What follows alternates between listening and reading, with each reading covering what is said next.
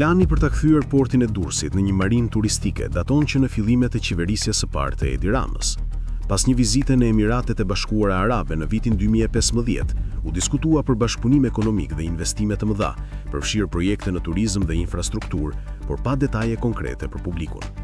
Pas tërmetit të vitit 2019, Emiratet kontribuan financiarisht në rindërtim dhe premtuan ndërtimin e banesave në Durrës.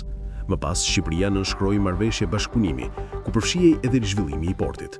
Projekti për marinën turistike u paraqit si investim strategjik me vlerë rreth 2 miliardë euro, që synonte ta kthente Durrësin në një nga portet më të mëdha turistike në Europë. Megjithatë, procesi u shoqërua me ndryshime të vazhdueshme të investitorëve dhe mungesë transparence. Fillimisht u përmend kompania Emaar, por më pas u zëvendësua nga kompani të tjera, derisa projekti i u dha Eagle Hills. Marrëveshja u miratua me procedurë të përshpejtuar dhe pagar, duke i dhënë investitorit një sipërfaqe të madhe toke publike. Në thelb, projekti rezulton të jetë më shumë i orientuar drejt ndërtimit të banesave dhe strukturave tregtare, sesa zhvillimit të një marine funksionale.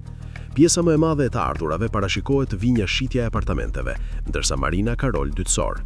Nga ana tjetër, zhvendosja e portit tregtar në Porto Romano mbetet e paqartë.